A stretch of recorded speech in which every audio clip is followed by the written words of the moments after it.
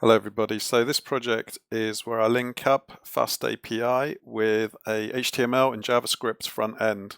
So if that's of interest, let me begin by describing the project and then I'll do a demo and then I'll pick out any important things or things that I want to remember. So I'll make these videos for me as well, so just in future I might want to refer back to this, so it's a document of what I've done while it's still fresh in my mind.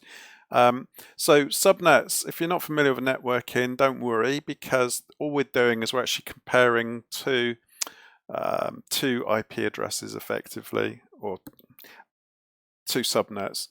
A subnet is basically a range of IP addresses, a contiguous. If you don't know what contiguous is, it just means continuous without any gaps. So yeah, we're comparing subnets and we're checking if one subnet overlaps with another. Don't worry too much about that because the overriding concept here is the concept of linking a front end using HTML with some input boxes, which JavaScript will then capture and then query via an API, which, yeah, FastAPI framework, which is amazing. Running Python code, and then FastAPI will query, it'll provide an endpoint to run the IP checker code. So the IP checker will take the values which have been passed in by, let me just draw that here. So we'll have a couple of input boxes in the HTML page, and we'll have one, and we'll have two IP addresses, and those IP addresses will get passed from here all the way through to FastAPI, which will then substitute them into the IP checker code, and then it all gets sent all the way back via JavaScript and then substituted. Well, actually I don't send the same values back. What I do is I send back a response which says success or failure. Really, we're just going to check for an overlap if 1 and 2 overlap each other. Hopefully I've explained that. It'll make more sense if I actually, let me do a quick demo and then we'll come back and look at the code more methodically. So if I go here and preview in default browser, and if I zoom in just a fraction just for this demo, that's nice. And right, so what we're going to do is we're going to compare these. I've just put in these placeholders just to kind of show you the format, this slider notation. Don't worry too much about that, but if you've got an IP address range, let's put in something a bit more meaningful here. So we've got, for instance, /22 network, and then say you've got, yeah, we'll stick with that one for here. And then we're going to check whether or not this address range overlaps, or basically is inside this one.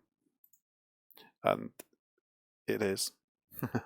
So if we also, let's run it again, and we'll check this time whether these two overlap. And yeah, if even your home network will probably be one of these ranges, and we'll check that, and the subnets are okay. So what this has done is it has, as per the diagram, it's run, if we just view the page source, it's made a post request and it's passed IP1 and IP2, and it's passed those using the Python code, which has then gone to the IP checker code, which has then run, I'm showing you this in GitHub now, it's probably just a bit easier to read in GitHub than it is in VS Code. And it's run this function. Subnets arrives as a list. So the two values which you see, let me just close that the two values that you see here arrive at the function in a list. The list is called subnets, and then that breaks up the two subnets, and then it compares if they overlap using this code. Comes from, I've updated it slightly, but the original code comes from Federico Guiba. I hope I said that right. I had to just, as I mentioned in a previous video, I had to just use pip install pi-radix to get that working, and I've just tidied up a few little bits with f strings and so on, but yeah, the clever stuff's been done by Federico. Okay, so that is the front end, and I've showed you the front end working.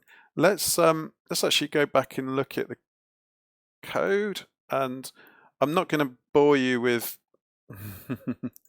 I'm not going to bore you with running through every single line of code. You can look at that on GitHub, and I'm sure even if I talked about it, you'd probably go off and do that anyway.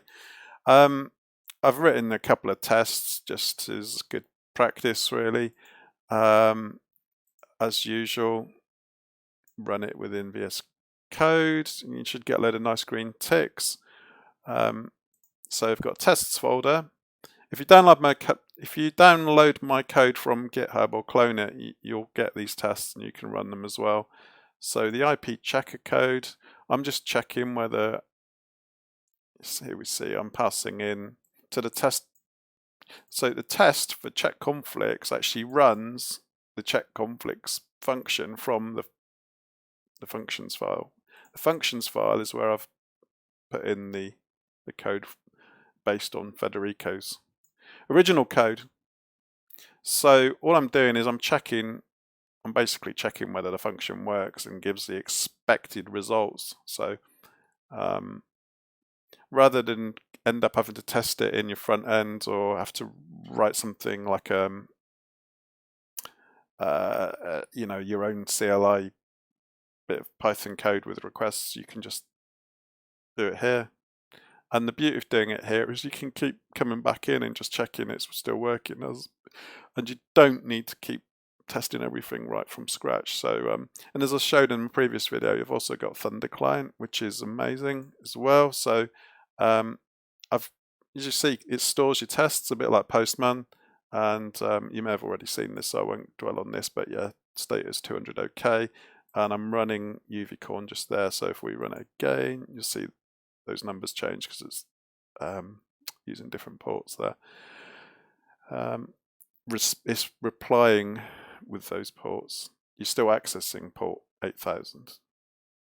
So your destination port is 8000 when you send your request, and that's where they're being sent back. The JavaScript, I'll get to that in a minute. The HTML is fairly self-explanatory. If you're not familiar with using HTML and JavaScript, I'm not the best person to be doing a tutorial on those really, but all I'm doing is I'm naming my input boxes IP2 and IP1. Placeholder just puts in some dummy information so that you kind of get a feel for what you need to type in. And I'm doing post, and then within this, so it's all within a form. So at the end of the form, I'm saying on click submit vars. Submit vars, VARS, submit variables, is the name of my function in my JavaScript file. And then I'm just saying this.disabled equals true. That's important because you want to disable the submit button after you've clicked it. Otherwise you won't get your answer printed to the screen. The JavaScript I've used in a few projects before. Effectively what I'm doing is capturing the form data here on this line 4. I didn't write this code. This is a bit mind-bending if you're not used to JavaScript, which I'm not, but what it's effectively doing is it's getting the keys and the values, and then you stringify a JSON string, which you can then pass as a body. Effectively, it's like the same as the payload. You get the params equals payload if you're writing it with requests in Python, all you're doing here is you're actually doing fetch, which is a bit like requests.get.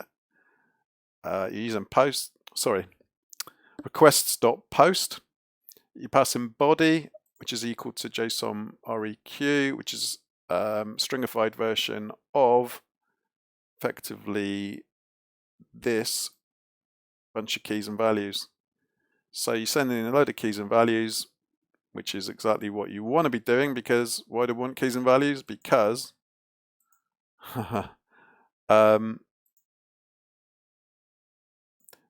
keys and values, key, value, is what the API is expecting. Why is the API expecting keys and values? Because we're using FastAPI and we're specifying this model. So this is the model which is your input data needs to conform to, and here dict. So we're putting in the request.body is a dictionary, and then we're picking back out the two parts of the dictionary, just using the dot there rather than the square brackets and the quotes. So subs. So you're sending in two bits of information. It's getting put into one, and then it's getting passed as one bit of information into check conflicts, which then splits it up into two, does its stuff, and then returns the response. So yeah, it's difficult to keep track of if you're trying to follow it through all the various hoops that it's jumping through. But yeah, so you've got two bits of information here. You've got two here. It arrives into the API as two, and then it just gets passed into API checker as subnets, which is a Python list. And then the response is sent back. I'm actually sending back the response as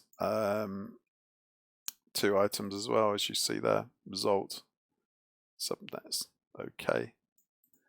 I could tidy that up and make that more human readable, but with an API, you typically want to send back your response as a dictionary or as JSON, I gather. So, yeah. Any questions? Send me a message or drop me a comment in the video description, or not the description, in the comments, yeah. And one other thing which I had to do, which I didn't show on my previous videos, I've come across this issue before, CORS, cross-origin resource sharing, and you need to allow cross-origin resource sharing because you're using the API and you're getting different stuff, different origins.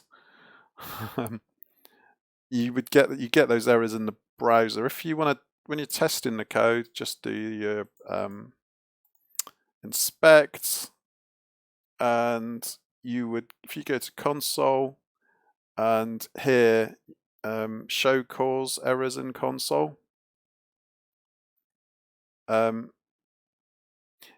if I did this, if I hadn't allowed that, then I would be getting an error here. So another useful thing for testing with is just use the network tab, and then you can let me just do that. Much same as with any, if you've seen all my web scraping videos. So just click on there, check the IP, you can see the payload here. And then that preview, then you can see the response. There you go, subnet's okay. Hopefully you can see that. It's a bit dark, I know. So that's the payload. That's the response. So that's kind of a summary of the project. I've shown it working. I've mentioned adding in from FastAPI.middleware.cors import CRS middleware. If you watch my previous two videos, I didn't do that. I normally forget to include that and then end up adding it in at the end. You've seen the HTML code, which is very rudimentary, shall we say. Again, there's millions of people out there who do web stuff better than me. This code, oh yeah, the only other thing I want to just mention, I'm changing the color of the response text to red or blue. You may have noticed that when I did the demo. That's all handled here. So we're using async, so you put async in front of the function and then you do the awaits here. So line 1, you put async. When you call it, sorry, no, the entire function is called submit var, so that's what happens when you do the on click. Within the async function, we've got await fetch. Sorry, we've got the fetch, so we put await in front of that, and then we do await down here. So basically what it means is don't go and do more stuff until you've got something back from this. Yeah, so here I'm just checking if JSON string file response text index of overlap is greater than -1. So if overlap is in the response, set the page style color to red. I didn't need to do an if else kind of thing because up above I'd already set it to blue, so it's blue by default, and if there's overlap in the sentence then just make it red. So I can show you that again. Preview in default browser. So yeah, if it doesn't overlap it should be blue, and if it does overlap it goes red. For anybody who knows about JavaScript, this is probably really easy and obvious, so I won't dwell on it because this is more of an overview of the entire project rather than me doing a tutorial on any particular aspect. So yeah, I just wanted to show how it all linked up really. So we had HTML goes to the with JavaScript, then goes to the API, which is written in Python with FastAPI. The IP checker code, so that's the function.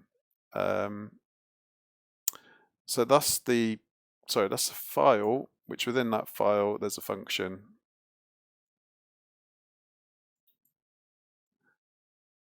And the endpoint of the API.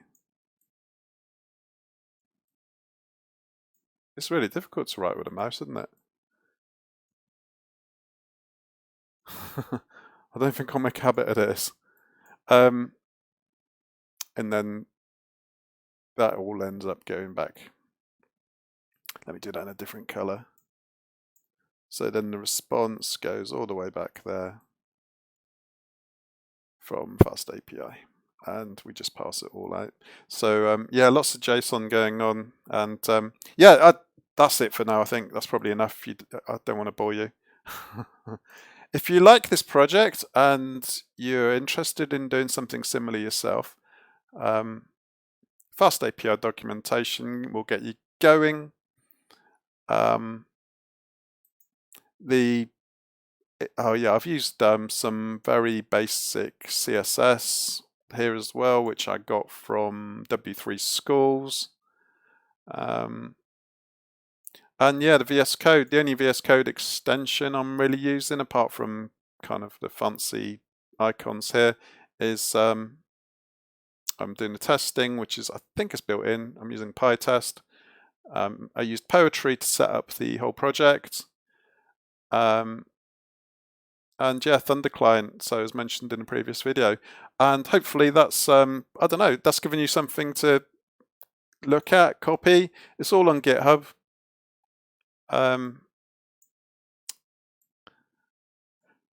RGGH, IP checker, fork it, comment, add to it if you want.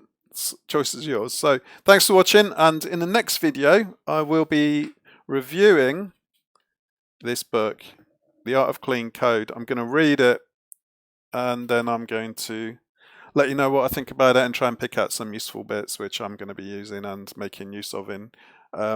Just as a little preview, I wish I had this book when I first started coding. Avoid coding in isolation, create a minimum viable product, get early feedback. This is a minimum viable product. Obviously, I've not hosted it. I've not added loads of bells and whistles. Avoid premature optimizations that overcomplicate your code. Yep. Apply the do one thing well philosophy to vastly improve functionality. Design efficient user interfaces with the less is more principle. Well, I think that's less is more, don't you? Tie your new skills together into one unifying principle, focus. This is all about focus, so yeah. Don't be a butterfly and just zigzag all over the place. I need to do that. I need to practice what Christian preaches, so Dr. Christian Mayer. Thank you for watching, and yeah, thumbs up, subscribe, comment, blah blah blah. See you again soon. Thank you.